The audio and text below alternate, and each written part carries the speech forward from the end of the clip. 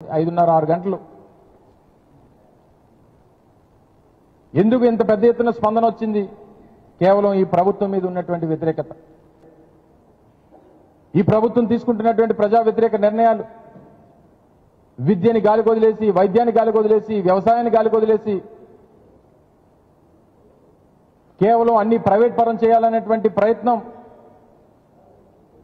ఈ రాష్ట్రం అంటే కేవలం అమరావతి మాత్రమే, ఈ రాష్ట్రంలో వేరే ప్రాంతాలను అభివృద్ధికి మాకు సంబంధం లేదు అనేటువంటి విధంగా ఈ ప్రభుత్వం తాలూకా ఆలోచన కనబడతా ఉంది అనేటువంటి విషయాన్ని కూడా ప్రజలు ఎక్కడికక్కడ వ్యక్తపరిచా ఉన్నారు.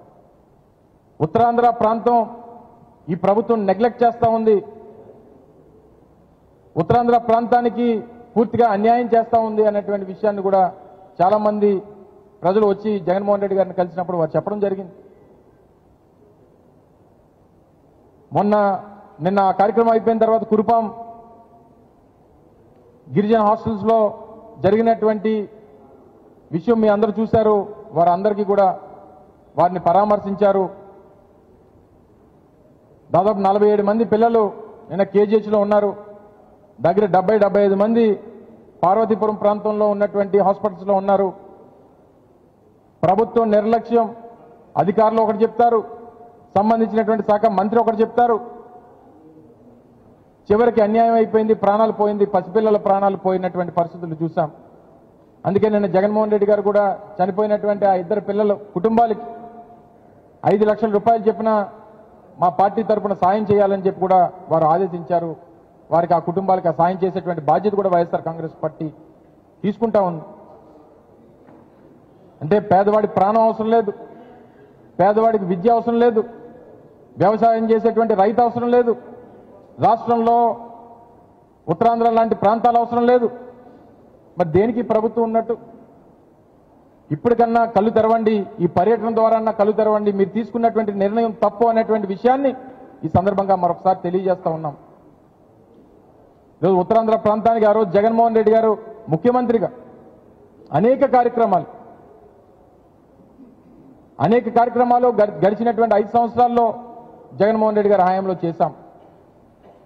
ఉద్దానం కిడ్నీ రీసెర్చ్ సెంటర్ కానీ, ఉద్దానం వాటర్ సప్లై స్కీమ్ కానీ, మూలపేట పోర్ట్ కానీ, భోగాపురం ఇంటర్నేషనల్ ఎయిర్పోర్ట్ కానీ, కురుపాం ట్రైబల్ ఇంజనీరింగ్ కాలేజ్ కానీ, సాలూరు ట్రైబల్ యూనివర్సిటీ కానీ, పార్వతీపురం మెడికల్ కాలేజ్ కానీ, విజయనగరం మెడికల్ కాలేజ్ కానీ, Paderu medical college, Narsipatnam medical college, Adani data centre, Infosys లాంటి సంస్థలు, ఎన్టీపీసీ గ్రీన్ హైడ్రోజన్ హబ్, నక్కపల్లిలో ఇండస్ట్రియల్ పార్కు, చెప్పుకుంటూ పోతే కైలాసగిరి మీద సైన్స్ మ్యూజియం కానీ, చివరికి మేము ప్రతిపాదించి నిర్మించినటువంటి బ్రిడ్జ్ను కూడా చంద్రబాబు నాయుడు గారు దానికి కూడా ఫోటోకి వచ్చేస్తాడు ఆయన. సో ఇవన్నీ కూడా ఇన్ని కార్యక్రమాలు అంటే చరిత్రలో నిలిచిపోయినటువంటి కార్యక్రమాలు చేశాం. చెప్పానండి, మేము ఇన్ని ప్రాజెక్టులు చెప్పాం. ఒక ప్రాజెక్ట్ చెప్పానండి, చంద్రబాబు నాయుడు గారు 16 సంవత్సరాలు కదా ఉమ్మడి రాష్ట్రానికి ఇప్పుడు ముఖ్యమంత్రిగా, ఇదిగో చంద్రబాబు నాయుడు గారి పేరు చెప్తే ఇది గుర్తొస్తుందని చెప్పి రుషికొండలో ఒక పక్క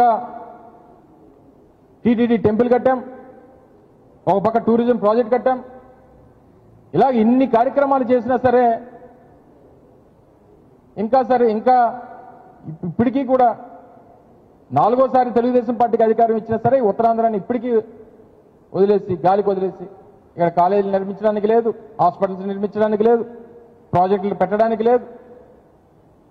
సో తప్పకుండా ఇవన్నీ కూడా ప్రజలు గమనిస్తూ ఉన్నారు. నిన్న స్థానిక పోలీస్ యంత్రాంగం ఎన్ని అడ్డంకులు సృష్టించాలని చూసినా, ఎన్ని నిబంధనలు పెట్టినా, ఇటు విశాఖపట్నం సిటీ పోలీస్ కానీ, అటు అనకాపల్లి జిల్లా పోలీస్ కానీ ఎక్కడికక్కడ నియంత్రించాలి, వారి కాన్వాయ్ని అడ్డుకోవాలి, కాన్వాయ్లో వస్తున్నటువంటి వెహికల్స్ని అడ్డుకోవాలి, వస్తున్నటువంటి ప్రజలను అడ్డుకోవాలి. స్థానికంగా ఉన్నటువంటి కొంతమంది ఎమ్మెల్యేలను అడ్డగించారు. ఎంత నిర్బంధించాలని చెప్పి చూసినా అన్నిటిని కూడా దాటుకొని జగన్మోహన్ రెడ్డి గారి మీద వారు చేస్తున్నటువంటి పోరాటానికి మద్దతు ఇవ్వాలని చెప్పి నిన్న కార్యక్రమానికి హాజరైనటువంటి ప్రతి ఒక్కరికి కూడా మరొకసారి వైఎస్ఆర్ కాంగ్రెస్ పార్టీ తరఫున హృదయపూర్వకంగా వారికి ధన్యవాదాలు తెలియజేసుకుంటూ, నిన్న విశాఖపట్నం సిటీలో కూడా కురుపాం ఈ పిల్లలకు సంబంధించినటువంటి హాస్పిటల్ విజిట్లో కూడా స్థానిక సిపి గారు,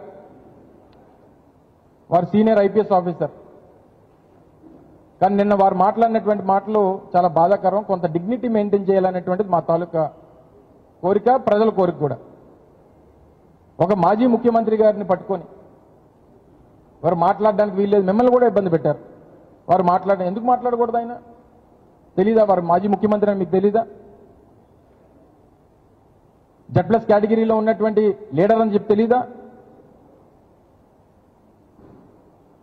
ఒకవేళ ఆ ప్రోటోకాల్ లేదు, ఈ ప్రోటోకాల్ లేదు అని మాట్లాడుతున్నటువంటి వారు మరి ఎందుకు నిన్న 2-3 వేల మంది పోలీసులు పెట్టారు నేను ఉమ్మడి విశాఖపట్నం జిల్లాలో? సో ఒక ఎమ్మెల్యే అని చెప్పి మీరు సంబోధించారే, మరి ఒక ఎమ్మెల్యే వస్తే 3,000 మంది పోలీసులు ఎందుకు పెట్టారు ఉమ్మడి విశాఖపట్నం జిల్లాలో? మీరు గుర్తుపెట్టుకోవాల్సింది ఒకే ఒక్కటి, నిన్న వచ్చినటువంటి జన ప్రభంజనం ఇది జగన్మోహన్ రెడ్డి గారికి కొత్త కాదు. జగన్మోహన్ రెడ్డి గారు మీరు అన్నటువంటి ఈ మాజీ ముఖ్యమంత్రి ఇవేవి కాకముందే ఇంత పెద్ద ఎత్తున జనం జగన్మోహన్ రెడ్డి గారికి వచ్చారు. అది ఆయనకున్నటువంటి క్రేజ్. అది దయచేసి గుర్తుపెట్టుకొని కాస్త డిగ్నిటీ మెయింటైన్ చేయాలన్నటువంటిది మా తాలూకా కోరిక. మీరు మాట్లాడినటువంటి మాటలు ఒక రాజకీయ నాయకుడు మాట్లాడినటువంటి మాటలుగా కనబడింది. దయచేసి వాటిని సరిదిద్దుకుంటే మంచిదనేటువంటిది ఒక సూచన. మరొకసారి నిన్న ఈ కార్యక్రమాన్ని విజయవంతం చేసినటువంటి మా పార్టీ శ్రేణులకి, మా పార్టీ కార్యకర్తలకి, ముఖ్యంగా ఈ సమస్యకి సంఘీభావం చేయడానికి ఇచ్చేసినటువంటి ఉమ్మడి విశాఖపట్నం జిల్లా ప్రజానీకానికి అందరికీ కూడా మరొకసారి 2 చేతులు జోడించి పాదాభివందనం తెలియజేసుకుంటాం.